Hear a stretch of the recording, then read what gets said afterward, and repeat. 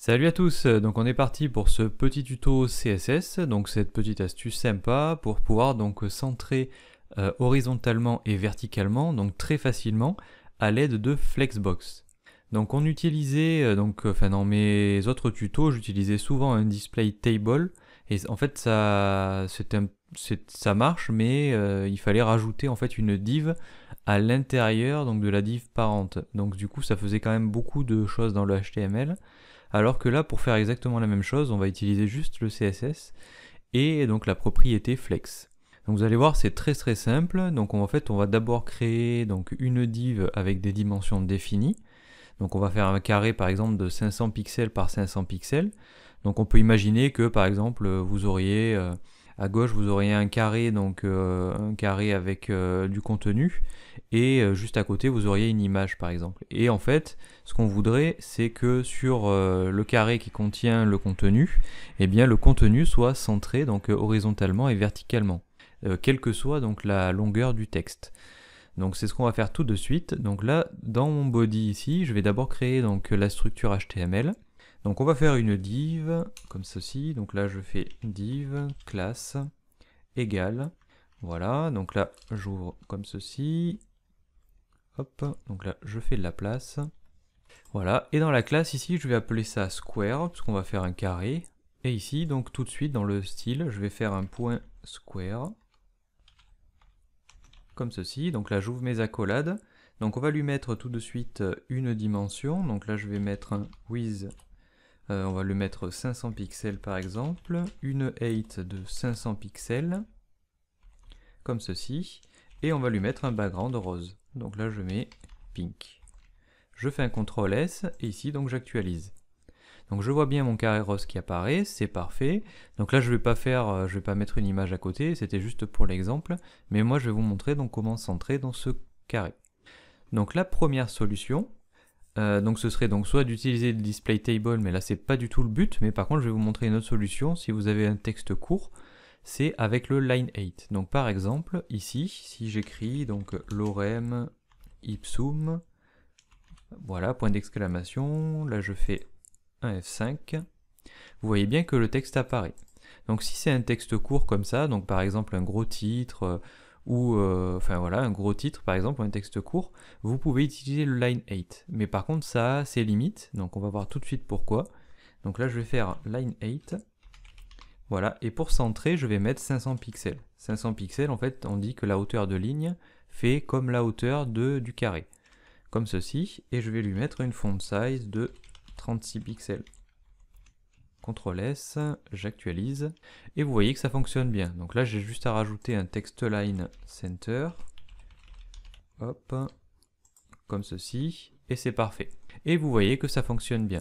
Donc par contre parce que le texte est court. Donc ici, si je fais donc lorem ipsum, je fais CTRL V, voilà, plein de fois, CTRL S, j'actualise, et vous voyez que donc il y en a deux qui rentrent, mais après on a ça, et c'est très disgracieux. Et du coup pourquoi ?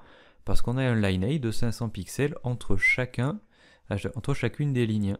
Voilà, donc c'est pour ça que je vous disais que cette solution est valable que pour les textes très courts. Donc pour les titres par exemple, si vous avez besoin de centrer un titre et vous savez qu'il va être court, eh bien vous pouvez utiliser cette solution, ça ira très vite. Donc par exemple dans un bouton, vous pouvez utiliser le line 8. Pourquoi ? Parce que le bouton c'est rarement sur deux lignes, donc du coup ça peut être sympa d'utiliser cette technique. Donc là, je vais revenir en arrière, donc je vais faire CTRL Z. Voilà, je vais garder ça, comme ceci. Donc là, je vais enlever le line 8. Voilà, comme ceci. Voilà, je vais même enlever le text line center. On le rajoutera après, à la fin. CTRL S. Voilà, comme ceci. Je vais juste garder la font size, pourquoi pas. Et donc la technique que je voulais vous montrer, donc c'est avec Flex. Et donc la petite astuce, c'est d'utiliser une classe spéciale. Comme ça, en fait, vous pouvez, une fois que la classe créée, vous pouvez la mettre où bon vous semble sur toutes les divs que vous voulez, dès que vous avez besoin de centrer verticalement et horizontalement dans une div sur votre site. Donc là, moi, je l'appelle souvent Flex Center dans mes intégrations. Et tout de suite, je me mets donc dans mon style et je mets flex-center, comme ceci. Et là, on va tout de suite le placer en display flex, comme ceci. CTRL S. Voilà, donc là si j'actualise, ça fait rien du tout forcément, puisqu'on ne lui a pas donné d'instruction. On l'a juste passé en display flex. Et maintenant, donc on va faire un align-items, 2 points. Et là vous voyez qu'il me propose donc plusieurs solutions. Donc dans d'autres tutos on pourra voir un petit peu à quoi correspondent les autres. Mais sur celui-ci, je vais me concentrer donc sur le center. Je fais un CTRL S, j'actualise. Et vous voyez que ça fonctionne très bien. Donc le Align Item Center m'a permis donc de le centrer verticalement. Donc là déjà c'est déjà très bien. Et vous allez voir que si je mets donc du texte comme ceci, hop, voilà, vous voyez donc qu'il est donc toujours centré verticalement et que donc mon texte, même s'il est long, eh bien on voit que le paragraphe donc s'est adapté. Donc on a toujours la même place, enfin on a toujours le même espace donc en haut et en bas. Donc après pour centrer donc horizontalement, donc là ce que je vais faire, donc là quand c'est un paragraphe on va pas forcément le voir et si je mets un text line center ça fera le même effet. Mais c'est pas exactement la même chose. Donc ce qu'on va faire, parce que là si je fais ça, hop, un CTRL S et que j'actualise, vous allez voir que si je mets donc un text align center, F5, vous voyez que ça ne fonctionne pas. Pourquoi? Parce qu'en fait le text line center il va agir donc sur le paragraphe. Donc là en plus on n'a que 2 mots, donc du coup on voit pas du tout ce que ça peut faire. Donc là si je fais ça et que je me refais donc un paragraphe, vous voyez qu'il est bien centré. Par contre, si ce n'est pas un paragraphe, vous voyez que horizontalement en fait il n'est pas centré du tout. Donc ce qu'on va faire c'est qu'on va rajouter encore une instruction. Donc le text line center, soit vous le laissez dans votre classe flex center, soit, donc moi j'ai pas envie de le laisser là, je préfère le mettre donc dans la div correspondante si j'en ai besoin. Et donc dans mon flex center, on va rajouter donc un justify content et on va mettre aussi center.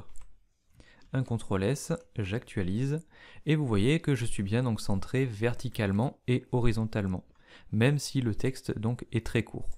Et là du coup j'ai plus de problème, donc là même si ça dépasse, je vais faire 3 lignes, comme ceci, vous voyez que ça fonctionne bien. Voilà, donc là j'ai pas mis de padding, on pourrait mettre un petit padding pour que ça touche pas trop les côtés, donc on pourrait mettre un padding de 50 pixels, j'actualise, voilà, et vous voyez que ça fonctionne bien.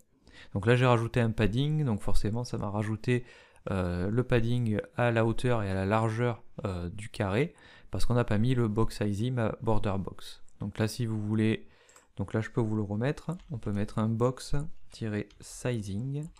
et là vous pouvez mettre border box.